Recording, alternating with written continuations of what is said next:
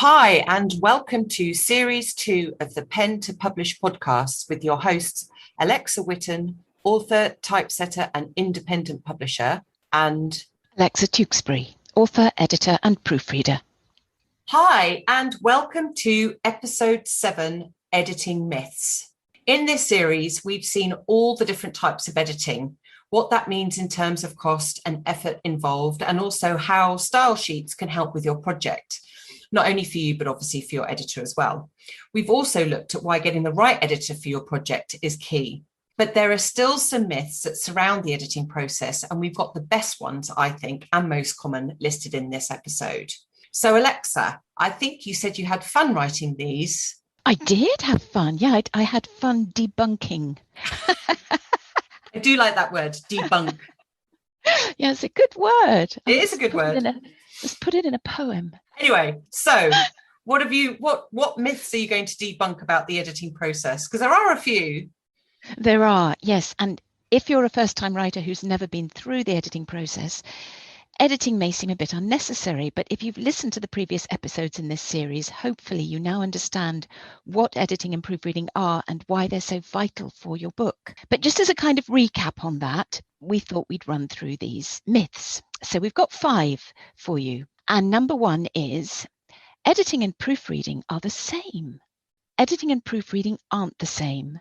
They're both part of the editorial process, but editing covers big picture work on a book, so overall plot, structure, timelines, etc., as well as getting down to the detail of the words, how the book is written, how the flow of the prose can be improved, use of grammar and punctuation, so basically the nitty-gritty of the writing. But proofreading is the final stage when the book is almost ready to go to the typesetter for design, the final opportunity to pick up anything that's been missed in the earlier editing stages, the final polish. I think we called it the Mr. Sheen of editing in a previous episode. We did. We did. But we also talked about the final sheen of maybe doing it after the typesetting as well, haven't we? Yes. Yeah, I call it the peace of mind proofread. So once everything's been laid out and it all looks wonderful, I always like my authors to then get it just read one more time. Yes, so it really is the final thing. And if your book hasn't been edited, there's really no point hiring a proofreader. A proofreader shouldn't be asked to do an editor's job under the guise of proofreading. Proofreading is a separate function after everything else in the book has been ironed out. If you send an unedited book to a proofreader when it still needs a lot of work, the proofreader is quite likely to send it back to you and recommend that you hire an editor. Yes, I've actually just had this happen.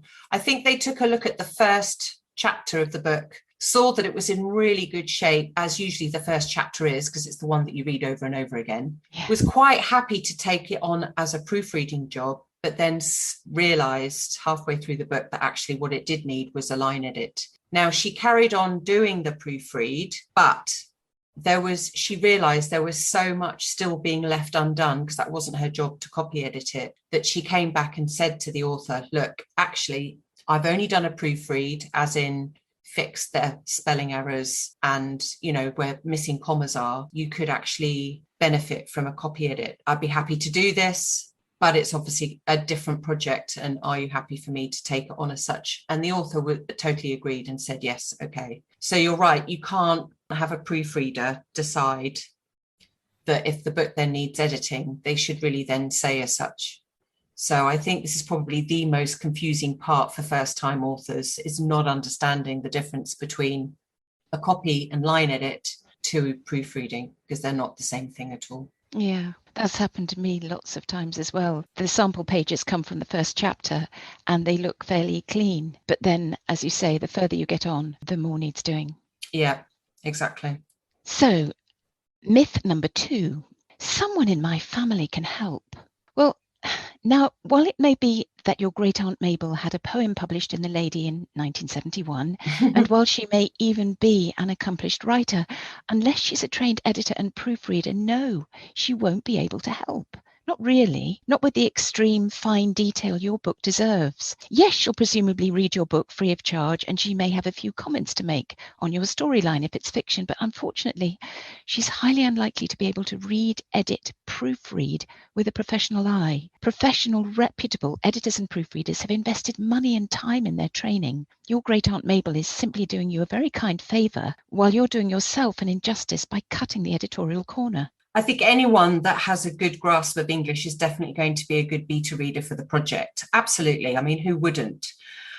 And we're not saying don't have readers, but don't mistake a person who is good at English can then take place of a copy editor or proofreader. I think that's really important. Okay, yes. So, someone once rang me about a proofread of their book. It had apparently been read by a couple of family members, one of whom used to teach English. Now, the author really wasn't expecting there to be much, if anything, wrong with the writing or with the content. So he said to me, I've read it through, a couple of people in my family have read it through, and one of them used to be an English teacher. It's in really good shape. If you proofread it for me and don't find any mistakes, do I still have to pay you? Well, as editing and proofreading is how I make my living, yes, whether I mistake or not isn't the point. See, I'm not reading your book for fun. I'm creating a space in my schedule for your book. My time costs money. It just does. So yes, if there are no mistakes, I'm afraid you do still have to pay me. And incidentally, on this particular project, there were a ton of mistakes, so I reckon he got his money's worth. Right, number 3. Editing and proofreading, they're just reading, aren't they? No. No. No. See, when I'm just reading, I'm relaxing. I've chosen to put my feet up and bury myself in a good book for a while, and I'm not looking for anything. I'm not reading with a critical eye in the editorial sense. But when I'm editing and proofreading, it's work. And don't get me wrong, I love helping authors to raise their books to the next level, to give them that professional finish. And some of the books I work on are amazing, and I'm in awe of their writers. But it's still work, and it's hard work. The level of concentration required is huge, and there can be a lot of problems to solve day after day. But I've invested in my training, and I will do my very, very best for each author client. I know what to look out for and how to help authors craft something wonderful. But it's still incredibly hard work. It's never, ever just reading. I think that's probably something that people really don't get as an author. They just feel like it's reading, and they don't have any idea of what goes into what you do. So, this is why we're doing series like this, so that people can see exactly what's involved. I remember a doctor once saying to me when I'd fairly recently launched my business, and he was asking me what I do. And at the end of the conversation, he said, "Oh, it doesn't sound too stressful." And I thought, yeah, but when you're juggling 4 projects and they've all got different deadlines, maybe then it's a little bit stressful. Yeah. Right, number 4, editors will mess with your voice. Now, one of the things you learn as an editor is the importance of not interfering with the author's voice.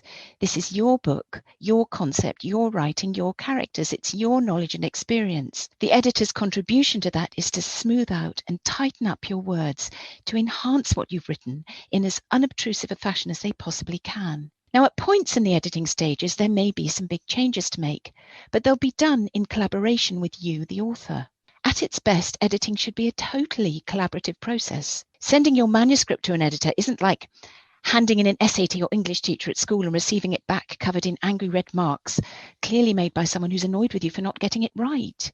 Your editor doesn't want to be critical in that way. They want to be critical in a helpful way. Your editor doesn't want to stifle your voice. Editors actually do want the best for your book. They're fully invested in it while they're working on it, as you are. And the best editor-author relationships are those where the editor is ready to explain any amendments they've made and why they've made them, and where the author has a chance to put their point of view, to explain what they're trying to achieve. So editors don't want to mess with your voice. And if at any point in the process you feel as though your editor is trying to do that, discuss it with them. As in everything, communication is vital. Yes, absolutely. And also, don't forget, every major published author has an editor. You just need to take a look at any of the acknowledgements to see that this is true.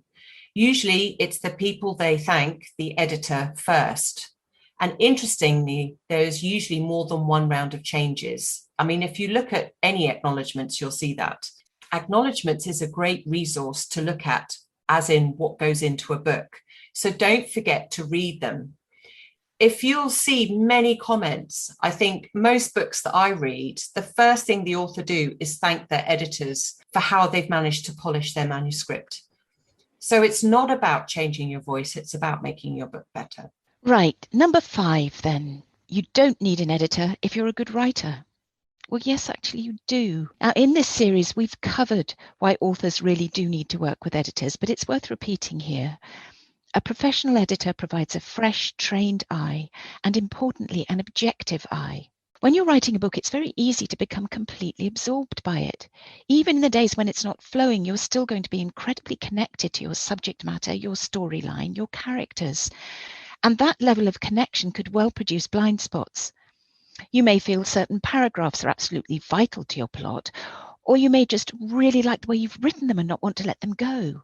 But an editor will be able to pinpoint what's actually necessary or not, what's holding your story back rather than driving it forward, where sentences can be restructured so that they flow beautifully into one another. They will edit with the reader's experience in mind. And it's hard to be focused on the reader's experience when you're fully immersed in what you're creating.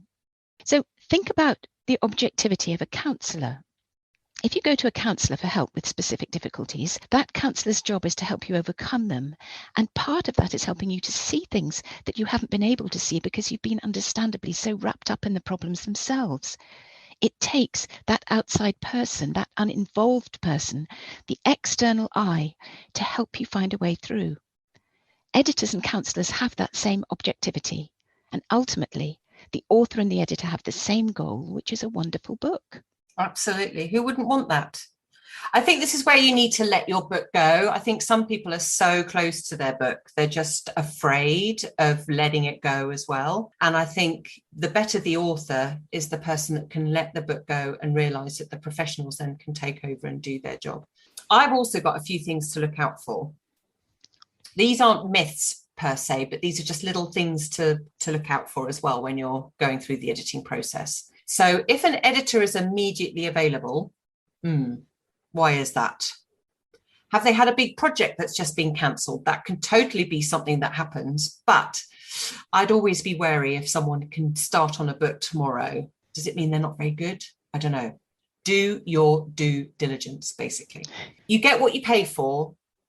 Cheap isn't good. I think anyone can say that about anything. So if someone comes, if you get a few quotes from people, don't just go by the price.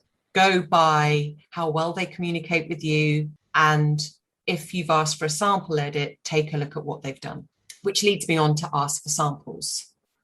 Definitely get a sample edit. And most editors will offer that. So it's something that you should definitely look for.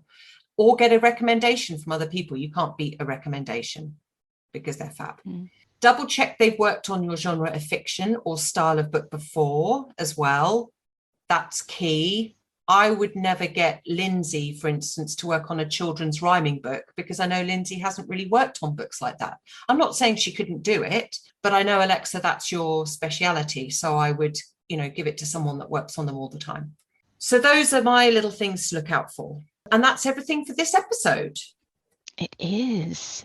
But next week, it's actually the final episode in the series. And I know we keep saying it, but how can it be the end of the series already? We seem to have raced through the recordings. We hope that you've enjoyed them as much as we've enjoyed recording them. But next week, we have our author interview. Now, through a bizarre series of tweets early in 2020, before the pandemic hit, I incredibly had the opportunity to edit and proofread a memoir by the actor Joseph Milson. Now, Joseph Milson, he's worked in television for a long time. When the pandemic hit, he was actually playing Mr. Banks in Mary Poppins in the West End. So his memoir is packed full of his theatrical experiences, his tours, it's so engaging and so wonderfully written, and it's so honest and down to earth. And it's just the first 10 years of his career, so I believe he's currently writing about the next 10 years. But he's very kindly agreed to come and have a chat to us about writing his memoir, about how it felt being edited, just about everything to do with his writing, really. And he's writing other things now. He's writing screenplays, and so he's really kind of, still acting, but he's also veered off into this other branch. So I'm very excited. I know him from James from Casino Royale, the first James Bond with Daniel Craig. He played I don't want to say bungling, because that might be a bit harsh, but he basically played one of Bond's sort of sidekicks. And I remember the line is, Daniel Craig's line is, "Stop touching your ear," because he's like, can't hear. He's obviously a secret agent, and he's obviously can't hear what 007 is saying. So he keeps touching his ear so that he can hear the speaking, obviously, instruction. And 007's like, "Stop touching your ear." And I think he ends up falling into a snake pit as well, I think.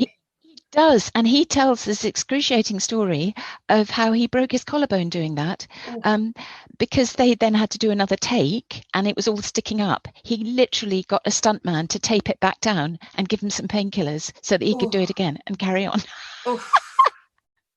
So just the worst. So I'm really excited about interviewing him next week. It's next week. Yeah, next week. It's going to be exciting. Mini celebrity on our podcast. How amazing is that? How did we manage that? Excellent. I'm really excited. Anyway, perfect. So that's basically this series, apart from obviously with the interview next week. That's everything that we have to say about editing. Now, next series, we're going to be talking about the typesetting you need to do in both fiction and in business books as well. So next week, join us for Joseph's interview, which is going to be very exciting. I'm looking forward to that. Yeah, me too. So for now, bye-bye. Bye.